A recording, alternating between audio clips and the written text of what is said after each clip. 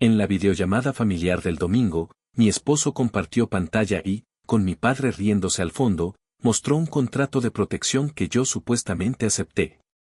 Decía que mi parte de la casa quedaba en pausa si no pagaba 900 euros al mes desde hace 6 meses, y todos lo trataron como si fuera normal. Yo juré que nunca vi ese documento, pero él levantó un pendrive y dijo, está todo guardado.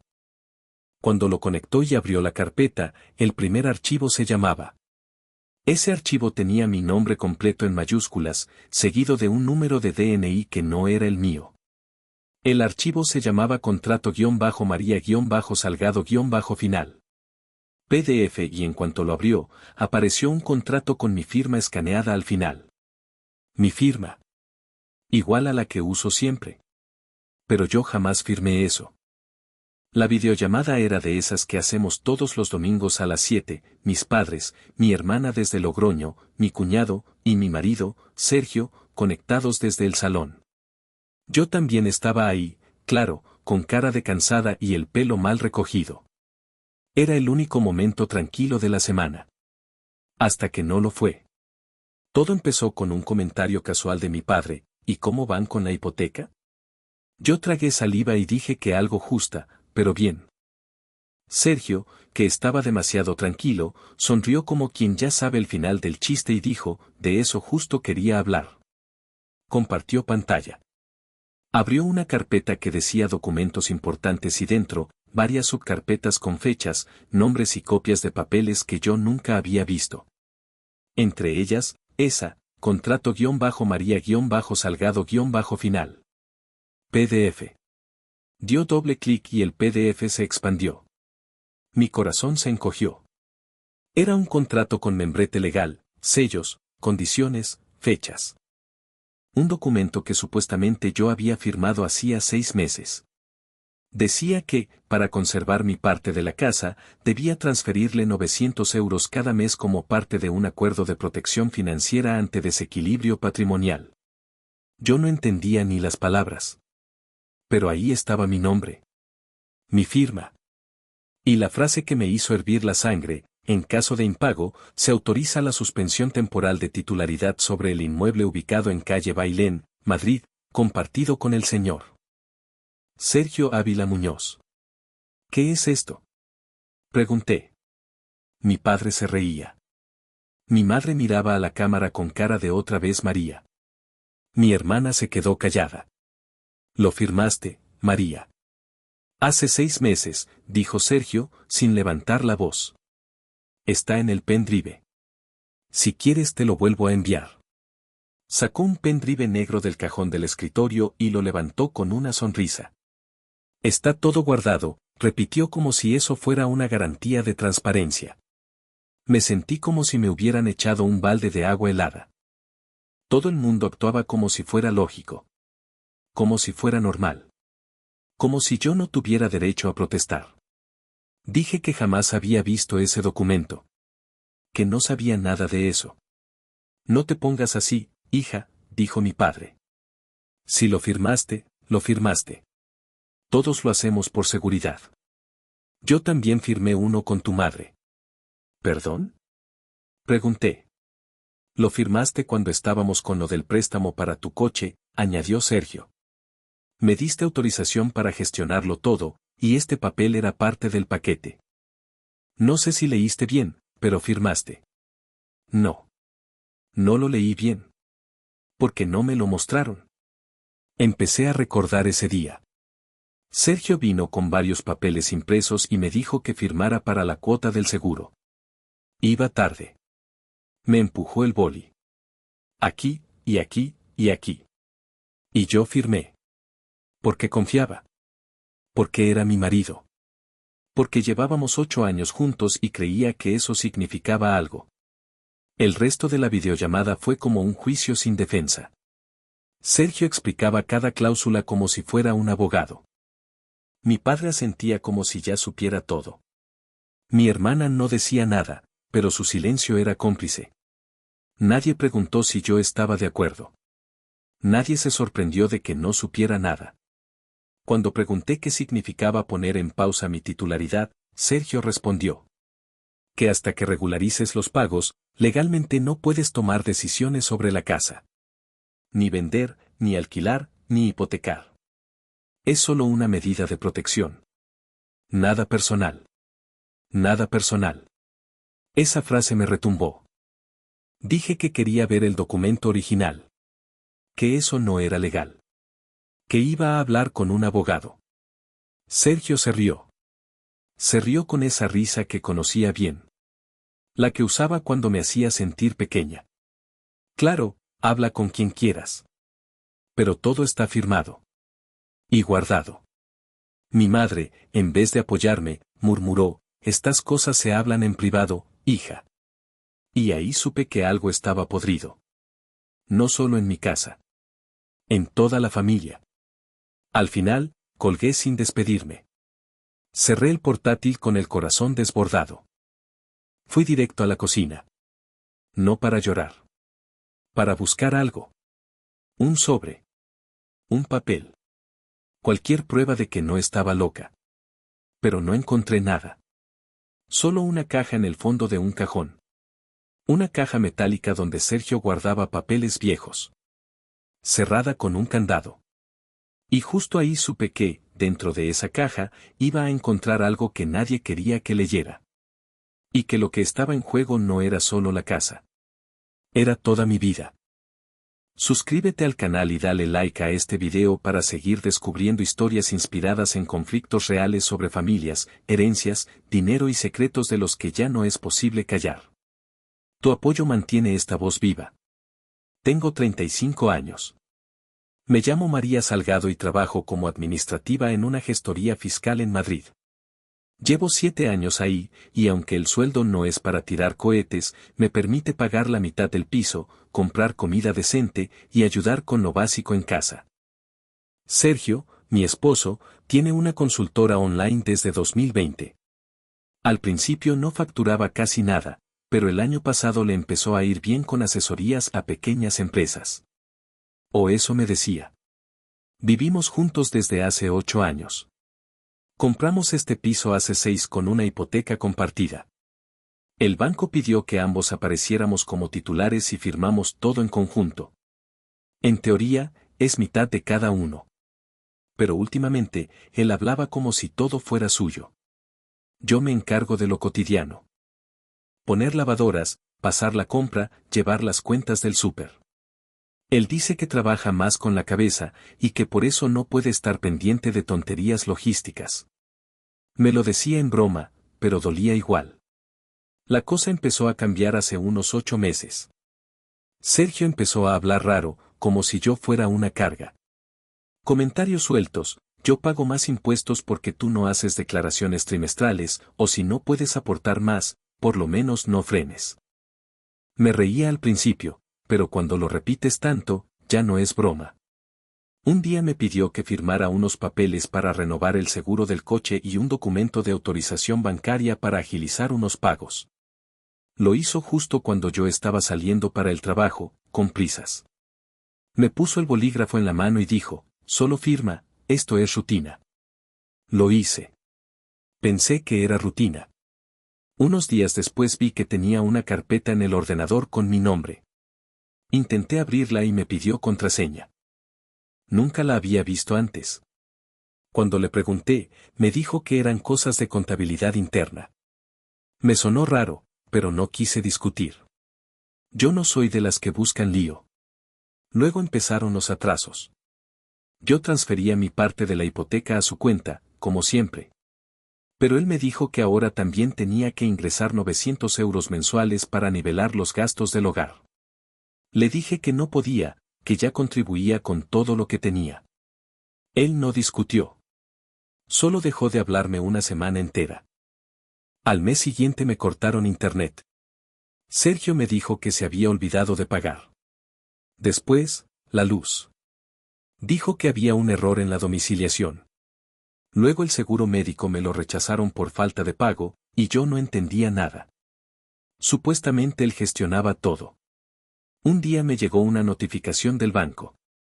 Era un aviso de revisión del contrato de hipoteca. Pensé que era algo general.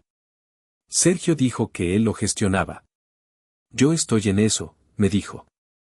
Me pareció raro, pero en casa todo era yo estoy en eso. Yo solo firmaba, él decidía. Lo peor fue cuando empecé a notar que sus ingresos no aparecían por ningún lado. No aportaba más que yo, y sin embargo hablaba como si pagara todo.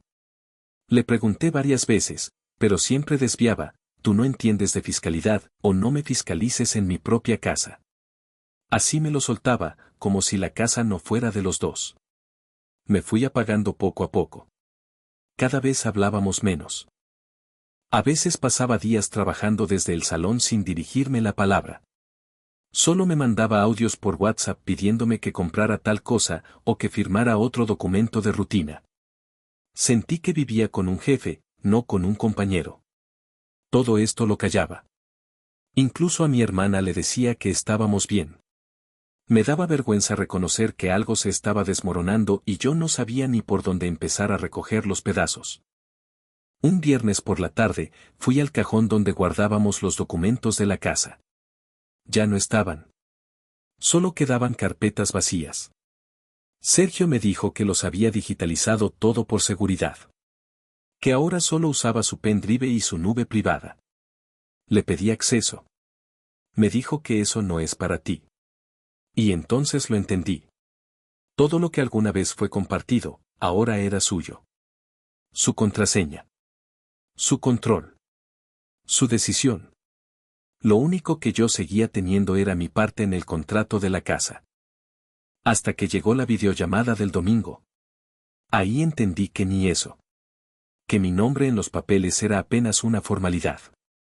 Que hacía meses se había cocinado algo en mi contra. Que ese contrato que él mostró en la pantalla, con mi firma escaneada y condiciones que jamás acepté, podía quitarme todo. Y que si nadie me creía, ni siquiera mis propios padres, lo único que me quedaba era demostrar que esa firma no era mi voluntad. Que alguien había falsificado más que un documento. Habían anulado mi voz. Y yo ya no podía quedarme callada. El día que rompí el candado de la caja metálica fue un martes cualquiera. Hacía 3 días de la videollamada y todavía tenía el estómago hecho un nudo. No podía dormir. No podía comer. En la oficina cometí 3 errores seguidos con facturas, y mi jefa me pidió que me tomara un día libre para ordenar lo que sea que esté pasando en casa. No sabía qué responderle. Volví al piso a media mañana. Sergio no estaba. Había salido a una reunión con un cliente nuevo, según el mensaje que dejó en la encimera, escrito en un post-it como si fuéramos compañeros de piso y no esposos. Yo ya no buscaba explicaciones. Buscaba pruebas. La caja estaba en el cajón de abajo del armario del despacho, cerrada con un candado pequeño. No tenía llave. Bajé a la ferretería de la esquina, compré un alicate de presión y volví. Me temblaban las manos. No por miedo, sino por rabia. Rabia de estar haciendo esto sola, de tener que desconfiar del hombre con el que compartía cama desde hacía 8 años. Apreté el alicate y el candado se dio con un clac sordo. Dentro había carpetas etiquetadas con rotulador, hipoteca, seguro, acuerdos, documentos legales varios. Todo en orden. Todo perfecto. Y entre ellos, una hoja doblada con una nota escrita a mano. Por si hay drama, respaldo físico firmado. Mi corazón empezó a latir más fuerte. Abrí la hoja. Era una copia del contrato que había mostrado en la videollamada. La misma redacción, misma fecha, mismas condiciones. Y sí, mi firma escaneada. Pero justo al final, una línea añadida a mano, firmado en presencia de Ricardo Salgado, padre de la firmante. Mi padre. Mi padre era testigo presencial de una firma que nunca ocurrió. Tuve que sentarme en el suelo. Me quedé así media hora, con los ojos en esa hoja, las manos sudadas y una sensación como de vértigo en el pecho. Tomé fotos de todo. Luego guardé los documentos en una carpeta mía. Cerré la caja. Y supe que ese mismo día iba a pedir ayuda. No podía luchar sola. Llamé a Isabel, una amiga de la universidad que ahora es abogada de familia. Le pedí si podía recibirme aunque fuera tarde. Me dijo que sí, que fuera a las 6. Llevé todo impreso, con una carpeta que parecía una bomba de tiempo. Cuando le mostré el contrato, su primera reacción fue levantar una ceja. ¿Tú firmaste esto? No, respondí sin dudar. ¿Reconoces la letra de esta parte final? Sí. Es la letra de mi padre. Isabel se apoyó en el respaldo de su silla. María, esto puede ser muy serio. Aquí hay indicios de falsedad documental y coacción. Si se demuestra que no firmaste con consentimiento, este contrato no tiene validez. Pero necesitamos pruebas. Tengo la firma escaneada en otros documentos. Se ve que la han pegado. Perfecto. Eso es un inicio. Y lo de tu padre como testigo presencial, eso es gravísimo si no es verdad. ¿Estaría dispuesto a declarar? No supe qué decir. Mi padre era parte del teatro. No lo sé. En la videollamada se reía. Dijo que todos firmamos cosas así. Isabel tomó nota. Me explicó los pasos: denuncia por falsedad, inicio de proceso civil para impugnar el contrato, medidas cautelares para proteger mis derechos sobre la vivienda. Todo sonaba técnico, pero a mí solo me importaba una cosa: no perder mi casa. No perder mi dignidad. Volví al piso esa noche con la cabeza ardiendo. Sergio no estaba. Me escribió a las 11. Me quedo en casa de Pablo. Estoy cansado de tus dramas. Hablamos mañana. No respondí. Me senté en la cocina con una taza de manzanilla que no terminé. La nevera hacía ese zumbido raro y la casa estaba demasiado en silencio. Era la primera vez en años que sentía ese lugar como algo que podía perder. O quizás, que ya había perdido. A la mañana siguiente, dejé las copias del contrato en una carpeta, junto con una nota: ya no firmo sin leer. Y ya no me calo. La puse sobre la mesa del salón. Bien visible. Cuando Sergio volvió por la tarde, la vio antes que a mí. Me llamó desde la puerta. ¿Qué es esto? Es mi respuesta. Ya hablé con una abogada. Esto va en serio, Sergio. Me miró con esa cara que pone cuando no le gusta que le lleven la contraria. Sonrió con superioridad. ¿Vas a denunciarme? ¿A tu marido? ¿A quien haya falsificado mi firma? Tú firmaste. Se acercó, alzó un poco la voz. No me pongas a prueba, María. Yo tengo respaldo de todo. El contrato, los testigos, tu padre. Y yo tengo una copia firmada por él, donde se contradice. Lo tengo todo. Se quedó helado por un segundo. No se lo esperaba.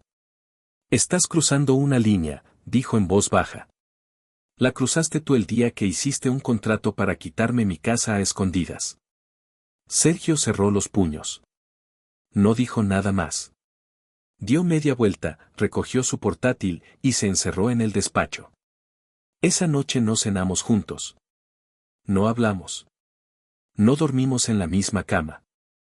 A la mañana siguiente encontré un nuevo post-it en la cocina: no me provoques, María. Te vas a arrepentir. Ya no había vuelta atrás. Ni para él, ni para mí. Y lo peor, o lo mejor, estaba por venir. La amenaza escrita en ese póster fue la última gota. Lo guardé en una bolsa hermética, como prueba.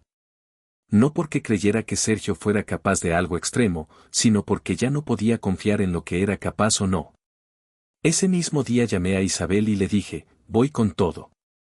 Ella me consiguió una cita urgente con un perito caligráfico. Le llevé los papeles, los contratos, mis firmas originales y otras que habían sido firmadas bajo presión. Me explicó cómo se analiza el trazo, la presión, la coherencia. Parecía ciencia ficción, pero en ese momento era mi única tabla de salvación. Durante esas semanas todo cambió en casa. Sergio seguía viviendo allí, pero no me hablaba. Se levantaba más temprano, evitaba los espacios comunes, y comenzó a cerrar con llave el despacho. Yo hacía mi vida como podía, preparaba café, me duchaba temprano, me iba a trabajar en silencio. Cada noche, al volver, encontraba un detalle nuevo: las cortinas cambiadas de sitio, sus papeles fuera, mi taza de siempre desaparecida del escurridor. Era como una guerra silenciosa. Nada directo. Pero todo diseñado para hacerme sentir fuera de lugar.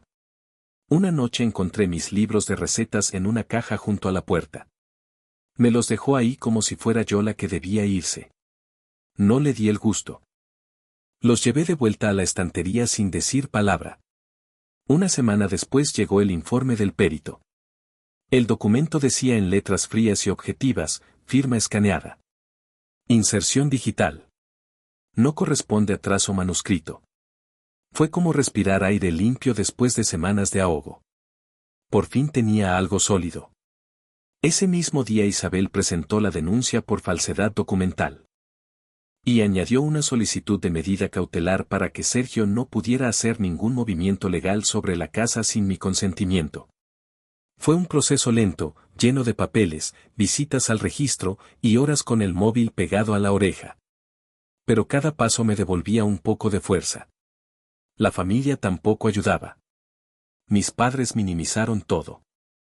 Seguro fue un malentendido, hija.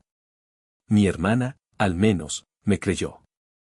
Me mandaba mensajes a escondidas. No estás loca, María.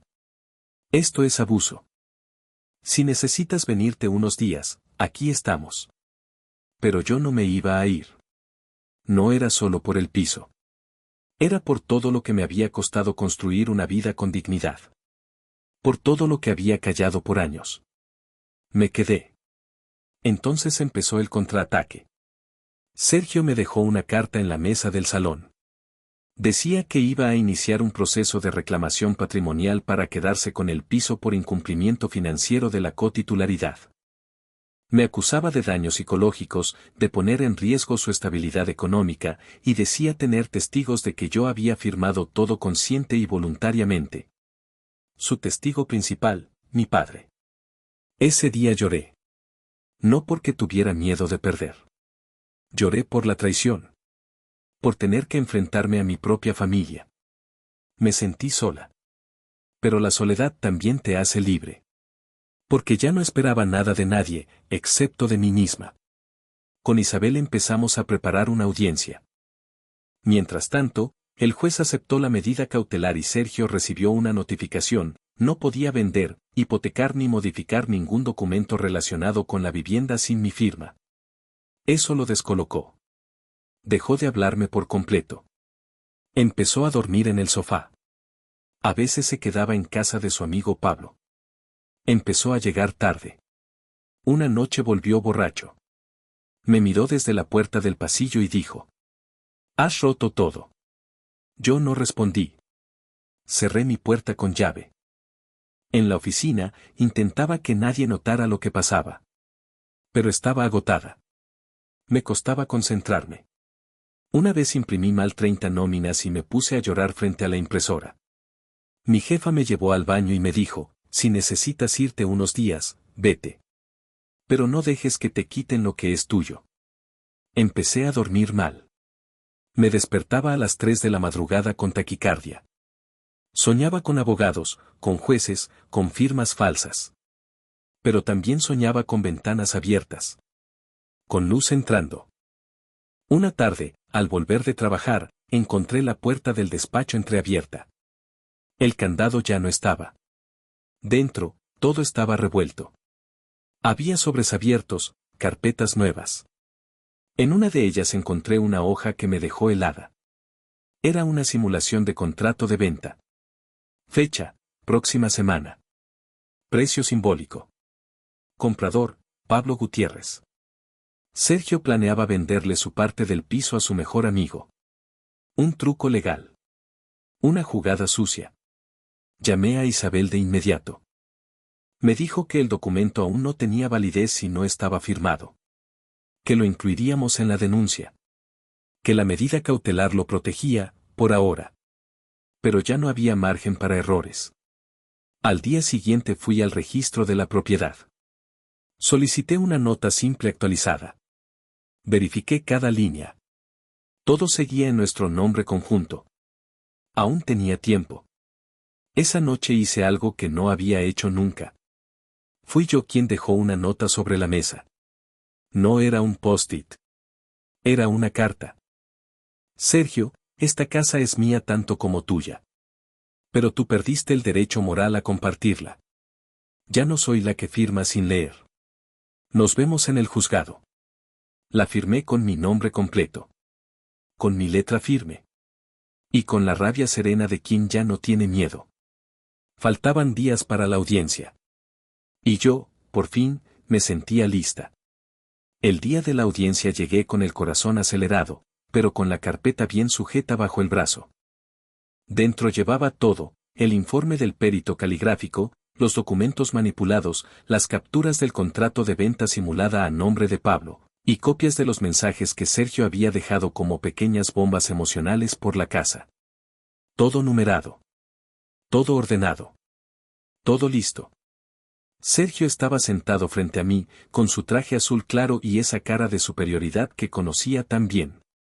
A su lado, su abogado, un tipo joven, con voz de vendedor. Hablaban bajito, confiados. Yo estaba sola, pero con Isabel a mi izquierda. Y con algo más fuerte que ellos, la verdad. El juez repasó los antecedentes. Era un hombre de expresión cansada, pero atento. Leyó en voz alta el motivo de la audiencia, impugnación de documento contractual por falsedad de firma y coacción económica dentro de una relación de pareja. Cuando le tocó hablar a Sergio, dijo que todo fue consensuado. Que la señora Salgado firmó voluntariamente un contrato para equilibrar cargas financieras y que él solo había procedido a aplicar las cláusulas porque ella no estaba cumpliendo su parte del trato. La frase me retumbó como una bofetada. ¿Quiere decir que lo hizo como castigo?, preguntó el juez. No, señoría. Como medida de protección patrimonial. Está todo documentado. El archivo fue entregado por ella misma, vía email. Lo tenemos en el pendrive. Muéstrelo, pidió el juez. Su abogado conectó el pendrive y abrió la carpeta. Aparecieron los documentos, las firmas, los escaneos. Todo organizado con nombres como Contrato María versión final, Acuerdo respaldo, Hipoteca completa. Y entonces Isabel se levantó y pidió la palabra. Señoría, el informe pericial que hemos presentado prueba que la firma de la señora Salgado fue insertada digitalmente. No corresponde a escritura manual. Además, aquí está la original enviada por correo certificado hace 3 días. Esta firma coincide con los registros del banco y del notario. El juez tomó ambos documentos y los comparó durante un silencio que se hizo eterno. Luego levantó la mirada y dijo: Señora Salgado, ¿usted firmó este contrato de manera consciente, con conocimiento de su contenido? No, señoría, respondí sin titubear. Nunca vi ese contrato hasta la videollamada del domingo. Lo supe por la pantalla compartida. Él usó mi firma escaneada. Me lo hizo firmar escondido entre otros papeles. ¿Puede explicar cuál era su situación económica en ese momento? Yo pagaba mi parte de la hipoteca. Me encargaba de los gastos del hogar. Nunca dejé de aportar. Pero él empezó a controlarlo todo. Me negó acceso a los documentos. Me pidió firmar cosas sin explicarme. Y cuando le pedí respuestas, me cayó con excusas y amenazas sutiles. Isabel intervino de nuevo, esta vez con el informe bancario en mano. Además, presentamos un intento de venta del inmueble. Un borrador de contrato con fecha futura, donde el señor Ávila intentaba ceder su parte a un tercero cercano, saltándose la medida cautelar impuesta. Aquí está el archivo, señoría. El juez asintió y pidió el expediente completo. Después de revisar, se acomodó las gafas, suspiró y dijo: Este tribunal considera que ha existido manipulación documental, uso indebido de firma, y vulneración del principio de buena fe contractual. El acuerdo queda anulado. La propiedad permanece en cotitularidad. Y se remite esta actuación al juzgado penal para investigación por posible falsedad documental. Sergio no dijo nada. Solo bajó la mirada. Su abogado le tocó el brazo, pero él no reaccionó. Yo no lloré. Me quedé sentada, respirando hondo. Por dentro, Algo se deshacía como una cuerda demasiado tensa que por fin se soltaba. Afuera del juzgado, Isabel me abrazó. Era invierno, pero el sol estaba suave. Caminamos en silencio hasta una cafetería cerca de tribunal. Me pidió un té. Yo pedí un café con leche. No hablamos del caso. Hablamos de recetas, de lo que iba a cocinar el fin de semana. De cosas normales. De cosas vivas. 2 semanas después, Sergio hizo las maletas. No dijo adiós.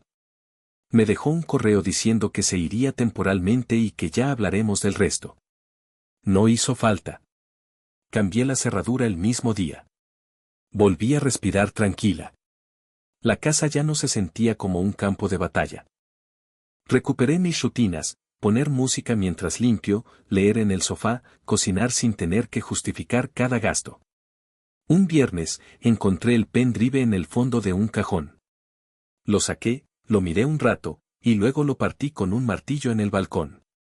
No como venganza, sino como cierre. Un mes después, recibí una carta certificada del juzgado penal.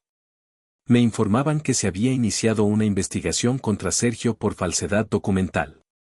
No sentí odio. Sentí justicia. Mi padre no volvió a mencionarlo. Supongo que se dio cuenta de todo demasiado tarde. No lo perdoné del todo, pero le escribí una carta breve. Le dije, esta vez, no fue tu firma lo que me dolió. Fue tu silencio. Ahora guardo mis papeles en una carpeta roja, con contraseña, y con copia en la nube. Pero sobre todo, he vuelto a confiar en mi voz. En la que dice esto no y en la que firma solo cuando está despierta. Porque aprendí que el silencio también se falsifica. Y que la verdad, cuando llega, ya no se deja borrar. Suscríbete al canal para más historias reales sobre familias, herencias y secretos.